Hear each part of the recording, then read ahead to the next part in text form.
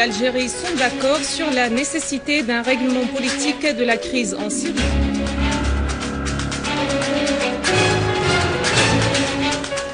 L'armée arabe syrienne vise des terroristes de Front al-Nusra à Hama et Daraa et déjoue des tentatives d'infiltration de terroristes vers la Syrie.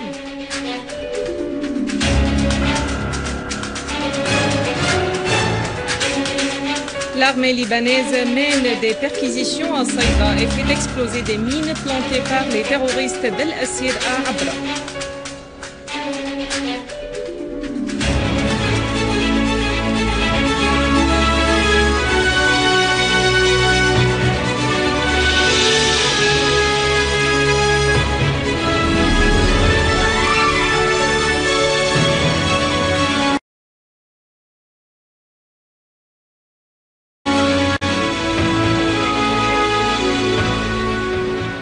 Mesdames et messieurs, bon après-midi et merci d'être avec nous. La Russie et l'Algérie ont exprimé leur ferme soutien à une solution politique à la crise en Syrie.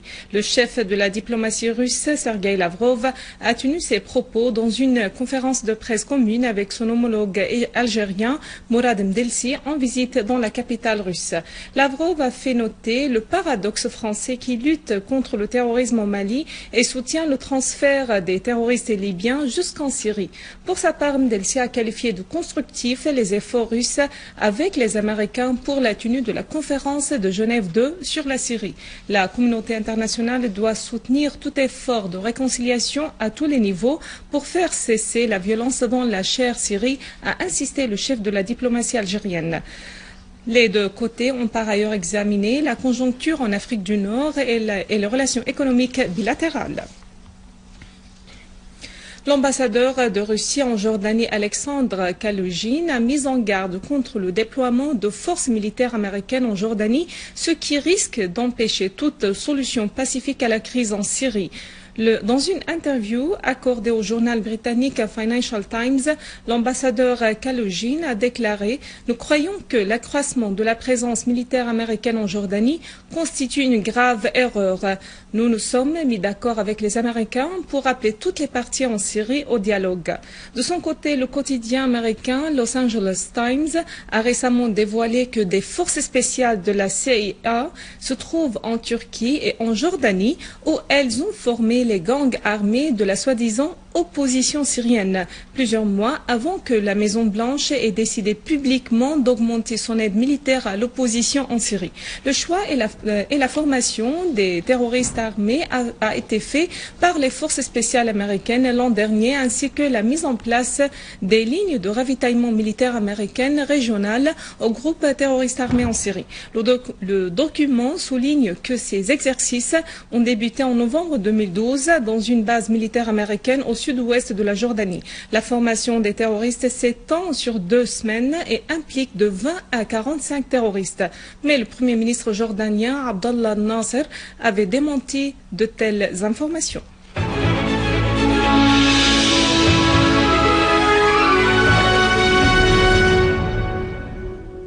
Dans le cadre de leur opération militaire continue contre les groupes terroristes armés à Daraa, les forces de l'armée arabe syrienne continuent de pourchasser les terroristes à Daraa al-Balad et dans plusieurs villages dans la banlieue de Daraa. L'opération de l'armée s'est soldée de la liquidation de plusieurs terroristes, dont un sniper.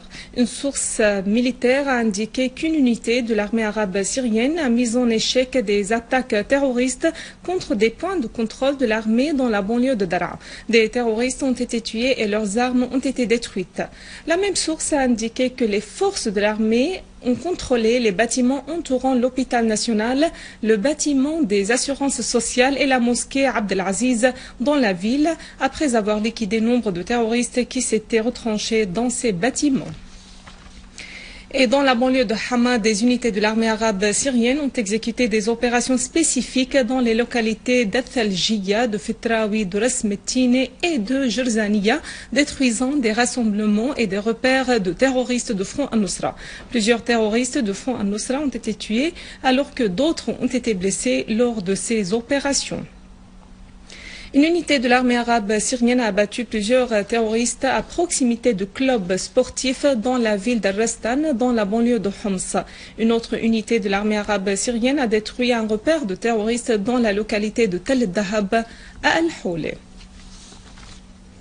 En outre, l'armée arabe syrienne a liquidé nombre de terroristes dans une embuscade qu'elle avait tendue près du carrefour du village de Soukari dans la banlieue de Palmyre, saisissant les armes qui étaient en leur possession et 3 véhicules, dont 2 étaient dotés de mitrailleuses lourdes.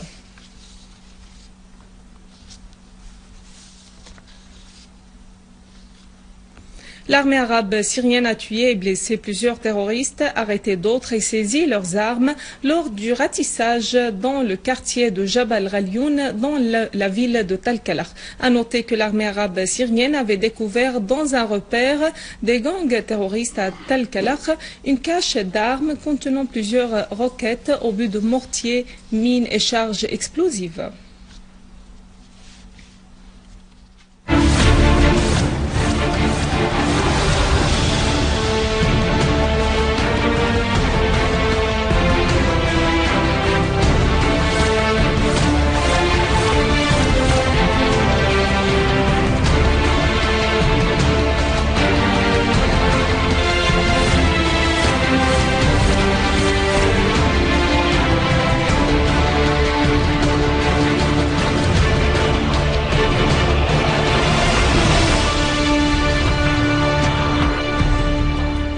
L'Iran a fermement condamné le crime odieux d'une horde d'extrémistes qui ont tué de sang-froid 4 Égyptiens et blessé 8 autres dans le village d'Abou Muslem dans le gouvernorat d'Al-Jiza en Égypte.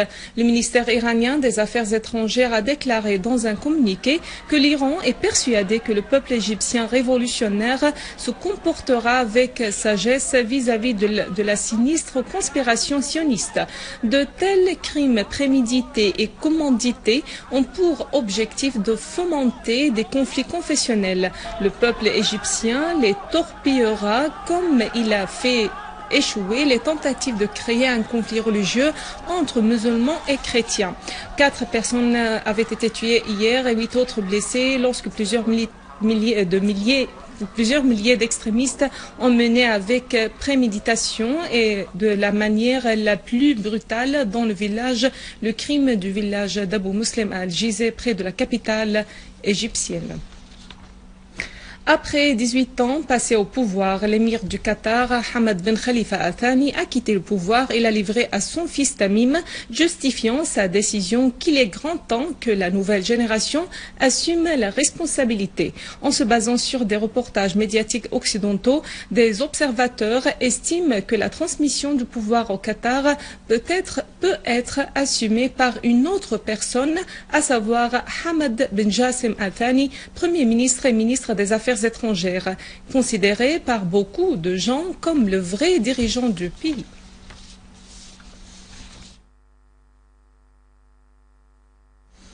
L'armée libanaise a complètement pris le contrôle du quartier général d'Acher de la sédition Al-Assir et traqué les hommes armés à Saïda. L'armée libanaise a aussi fait exploser des mines plantées par le terroriste Ahmed Al-Assir et ses bandes à Abra.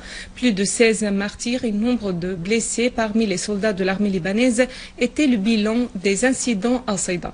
Par ailleurs, une charge a explosé au bord de la route d'Al-Masna dans le carrefour d'Al-Akramiya sans faire de victimes. Les dégâts s'étaient limités au matériel. En Turquie, les contestations populaires ne cessent de prendre d'ampleur partout dans le pays contre le gouvernement de Recep Tayyip Erdogan. Les forces de la police essayent pour la 3e semaine consécutive de réprimer par la force les manifestations de protestation en faisant usage de bombes à gaz lacrymogènes et des tuyaux d'eau.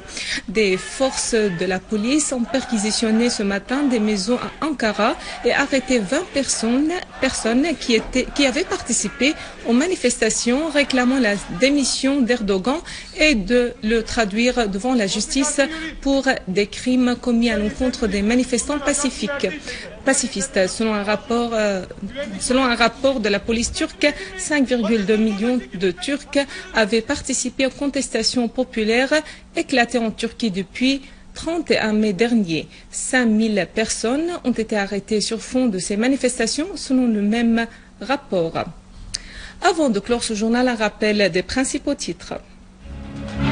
La Russie et l'Algérie sont d'accord sur la nécessité d'un règlement politique de la crise en Syrie.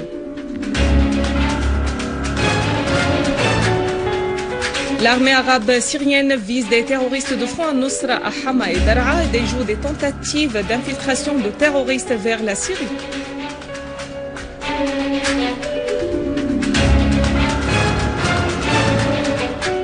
L'armée libanaise mène des perquisitions à Saïda et fait exploser des mines plantées par les terroristes d'Al-Assir à Abra.